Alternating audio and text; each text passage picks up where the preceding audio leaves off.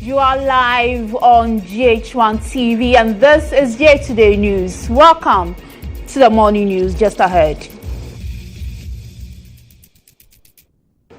MPs for Agona West and Suhum denied backtracking on decision to go independent. How will this move impact decision to declare their seats vacant? We will find out soon. And NDC caucus commends Speaker after he swerves Supreme Court by adjourning Parliament indefinitely.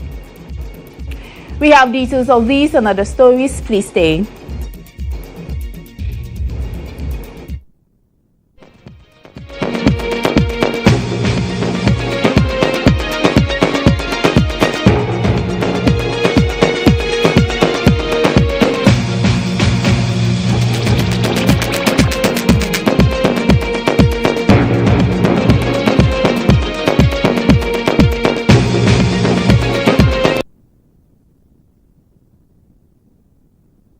Araba Aidoo. Remember, we are streaming live on X and on Facebook at GHOne TV. Of course, we begin the bulletin from Parliament. As Member of Parliament for Agona West, Cynthia Mamile Morrison has firmly denied reports suggesting she has abandoned her quest to run as an independent candidate in the 2024 general elections. The clarification follows speculations sparked by her appearance with majority members at Parliament's Job 600 offices yesterday. She spoke on News Tonight.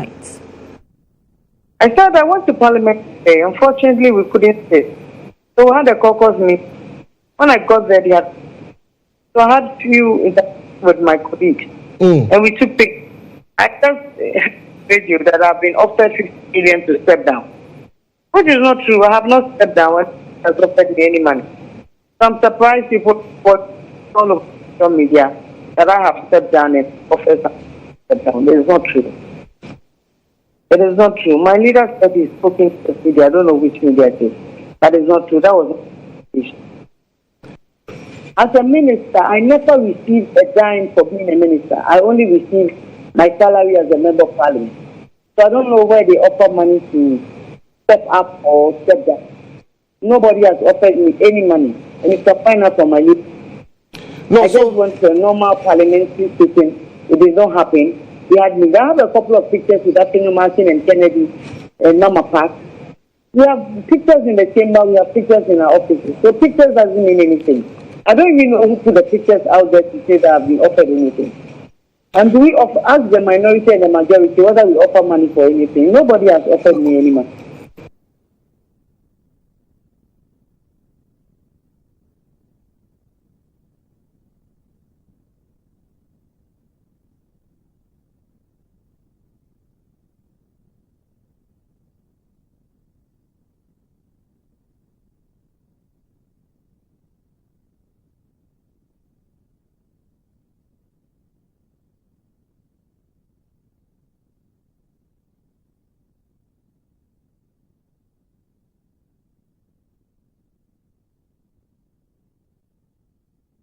Still in a Parliament, the budgets for the first quarter of the 2025 financial year and the LI to revoke banning in forest reserves and the approval of a $500 million loan facility are in limbo after Parliament adjourned abruptly on Tuesday over a constitutional standoff between the legislature and the judiciary. This comes after MPs on both sides of the House engaged in a battle for the majority title in Parliament. As the House resumed sitting yesterday, both caucuses jostled each other to sit on the right-hand side of the Speaker. A decision by the Supreme Court for the Speaker to stay his decision regarding the vacancy of 4 seats in Parliament has heightened tensions in the legislature. Earlier, when the chamber was opened yesterday, all MPs rushed to the majority side until the leader of the NPP caucus, Alexander Feyomakin, instructed his side to leave and wait for the Speaker's order. Take a listen to what happened there.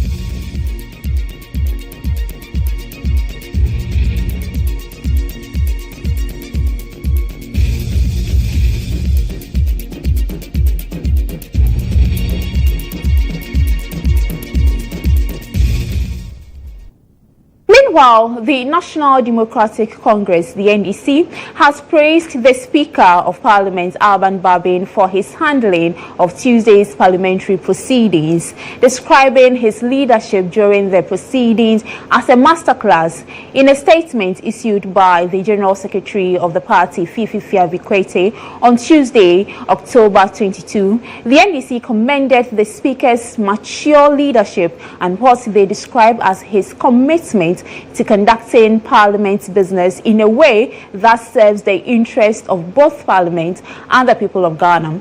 The party stated that Araba leadership has enhanced the integrity of Parliament and expressed confidence that he will continue to uphold the independence of the legislative process. The NDC's comment comes after the Speaker of Parliament yesterday adjourned sitting in the House filled with NDC legislators who had occupied the majority side of the House amidst vacant seat controversy. Now, the MPP members of Parliament had walked out earlier due to a controversy with the opposition, who had taken over their seats after claiming to constitute the majority. Nonetheless, the Speaker told the House that they had enough numbers to conduct business, but acknowledged that it was not enough to make decisions.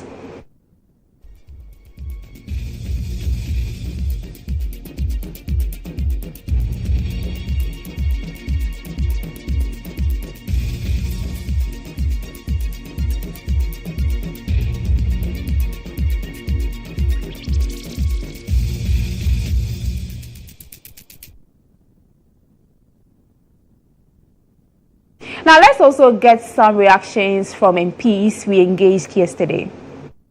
The thing about Speaker is that not necessarily that he can read his mind, but we know that he would go through, thorough as he is, he would go through all the laws that will support his arguments. We knew that he would do that. And actually, what you saw was just very simple, very few lines. And actually, I think I actually expected this.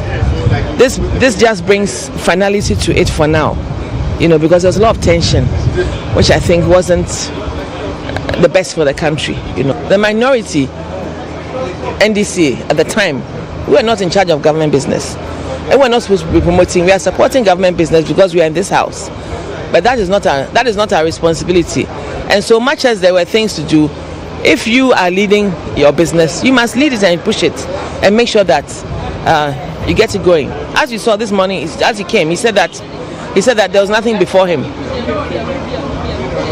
All right, so thank you. I don't think that what happened came to me as a surprise. The reason is simply that I expected that the MPP were going to boycott from the look of things on the floor, and that is what exactly happened. And of course, because they boycotted, I also knew that the rule on decision making will be triggered by Mr. Speaker, and that's what he has done, you know, in terms of the Constitution. But you see, the current situation does not prevent us actually strictly from going ahead, you know, to conduct parliamentary business. We can conduct parliamentary business, but we are not able to vote and take a decision on it. So if we had all the 136 members, we would have satisfied the constitutional threshold and we could have gone ahead to conduct business. And that's what we intend to do if Parliament reconvenes, you know, after the adjournment. What happens now? Of course, the legal processes are still active. What happens?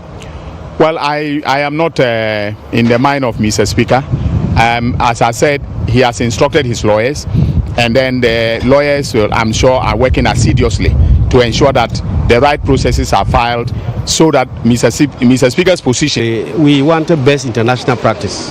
We also looked at our past history, where constituencies voted somebody on a party ticket or an independent ticket for various reasons and good reasons, and the fellow comes to Parliament and then crosses carpet to another party, betraying the trust and the confidence the constituents had given him. We thought that is part of the corruption, and we didn't want this institutional corruption, that they vote for you on the party ticket, then you come and change to another party. That's breeding corruption, because they come and they are influenced, either induced, either money or positions or whatever. We wanted to avoid that. My concern is the fact that we should be looking at the spirit and then the intention of that provision rather than the procedure. We should look at the substance of Article 97(1). G and H, rather than the procedure that we have been involved in, whether we might go to High Court or go to Supreme Court or declare by Parliament here and the rest of them. The most important thing is that the fellow has come on the party ticket, the fellow has decided to change a party, and therefore he has crossed carpet or he has defected, and therefore he should go to serve as a deterrent to others who will also abuse the privilege that the Constitution gave him. We should be dealing with the substance of the matter, not the procedure that we have been worried, we have been dragging about the rest of them. We should avoid barring legal technicalities and go to the substance. In Ghana today, corruption is eating into our canker. Corruption is all over the country.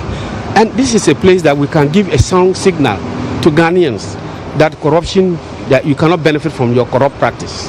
And this is what we are being denied. It's a betrayal of the constitutional provision that we have made. Yes, but the argument is that intentions are futuristic. They are not seeking to move from one party to futuristic. Yes, it's in the people have it.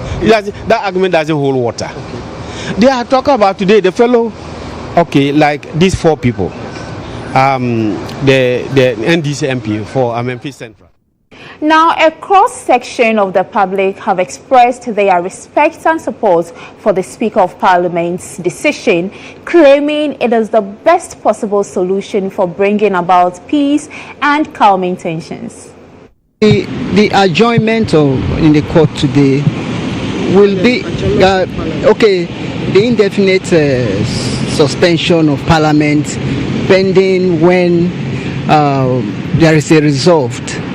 To me, if they will not allow pettiness to elude their national responsibility, you understand, because the whole federation is looking onto them for legislative activities, and going on indefinite suspension will not do no one good.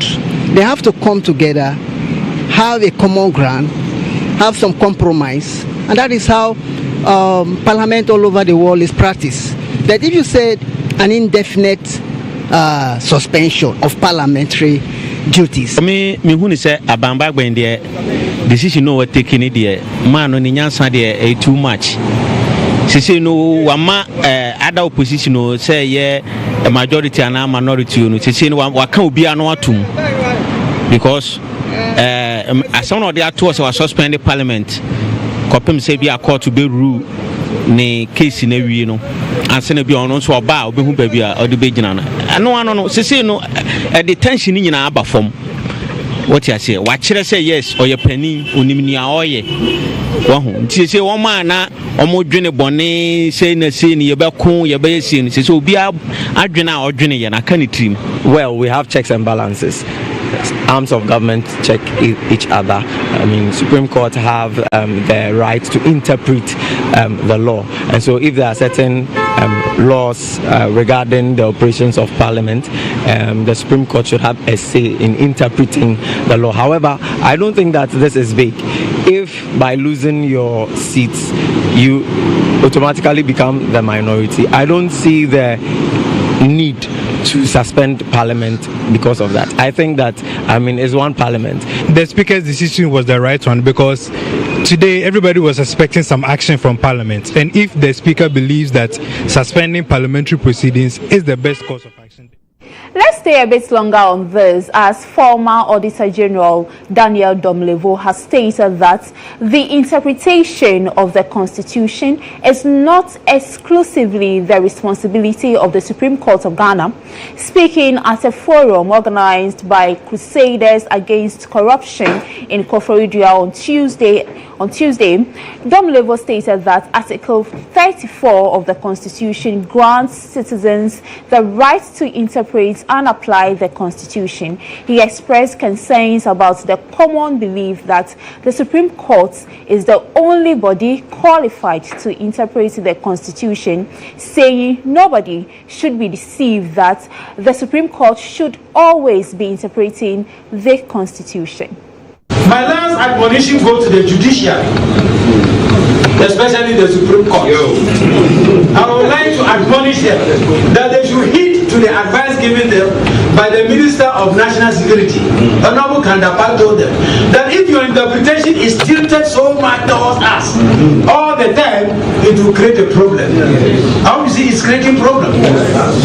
And I heard one quote, I don't know how true it is. If it is true, yesterday I read it somewhere that the former Chief Justice, Sophia Akufu, said the Supreme Court is now very predictable. If he actually said it, then I cannot agree more with him. Because most of you knew what the results were going to be before it came. I don't think we need that. We need professionalism. We have only one country, and the youth, you are my final people. I would like to talk to you. You are not angry enough. You are not angry enough. I don't know why. What makes you not so angry when you see these things going on? But don't translate your anger into violence. Violence will not help us. When the problem started in Kenya, people were calling for it and say, "Hey, my friend, you know what is going to happen? Go and burn parliament. They will tax you and go and rebuild it. You will pay for it again. Go and burn the what we call Jubilee House or the office of the president. Your tax." Now, away from Parliament, despite notable achievements in advancing girl-child education, girls continue to face challenges in accessing certain fields within technical and vocational education and training, that is TVET. Male counterparts dominate areas such as automotive, mechanical, and electrical engineering, largely due to entrenched stereotypes, societal norms, and cultural expectations. This was highlighted by Lily Jima, Deputy Director General of Management Services at the Ghana TVET service during a girl-child empowerment event at Aidoo Technical Institute in the Aidoo East District. According to UNICEF, only 26% of TVET students in Ghana are females.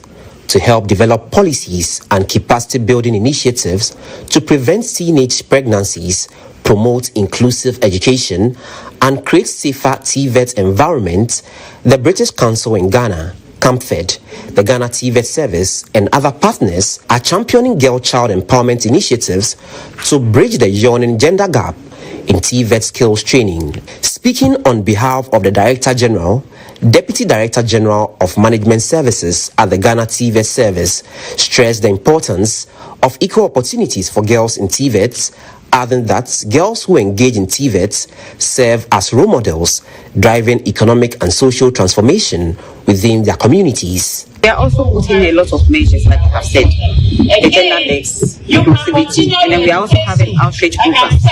In fact, our guidance and counseling unit goes out even to the basic schools and into the GHA schools to talk about TVET, to encourage them to come into that particular field, to encourage them to know that it is not a male-dominated area. So yes, we are also doing very well.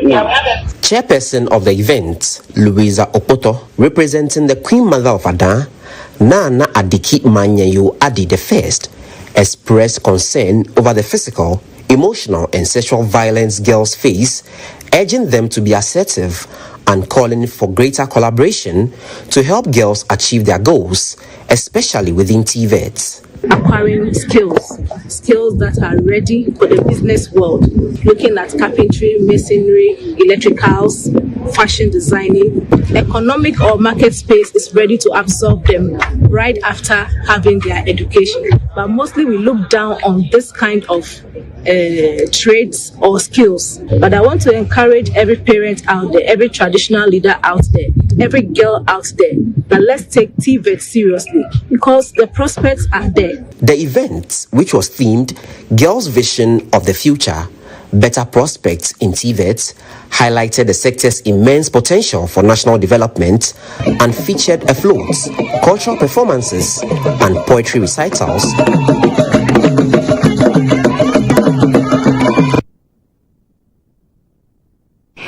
Well, this is where we end today news with me, Evelyn, Araba, Aidoo. But our gentleman, Lantam Papanko, is already in studio to bring you GA today. Lantam, What's your impression about the turn of events yesterday? Did the speaker swerve you, as many say? Well, I thought the speaker, adopted the best possible approach in dealing with this particular situation so that there isn't any chaos. Because when you look at the entrenched positions that both the MPP and the NDC side had, and all the legal explanations that many legal experts and legal luminaries had espoused as to, the issue of the Supreme Court deciding to direct the speaker on suspending his decision and all of that, and even the processes that the speaker filed in courts disagreeing with the decision and all of that, I think it was the best course of action. I think it was the best course of action. But it hasn't ended yet. No, Let's see what happens. As both sides, the AG and the speaker, their team have filed at the Supreme Court seeking for interpretation. Let's see what happens. Yeah, we'll all be looking forward to seeing exactly how the Supreme Court is going to deal with this matter. One thing that we're very interested in is seeing exactly how swift the Supreme Court will deal with the matter, because they were very swift in hearing the ex parte application and, getting the judges, the 5 panel of judges, to send that directive to the Speaker of Parliament to stay that decision to declare seats vacant. So within the next 14 days, like we heard from the Supreme Court, probably we'll see a resolution of this matter. Or, you never know. The justice delivery system in this country sometimes can be quite long. And so we'll see how all of that plays out. Already, the NPP side are giving hints that if there is an undue delay in recalling the House by the Speaker, they will trigger the constitutional processes to recall Parliament, right, by getting the signatures and getting the Speaker to recall Parliament. But it'll be interesting to see how all of that plays out. But thank you very much, Araba, for bringing us the GH Today news. And we're excited about this nice Wednesday morning, and you are welcome to GH Today.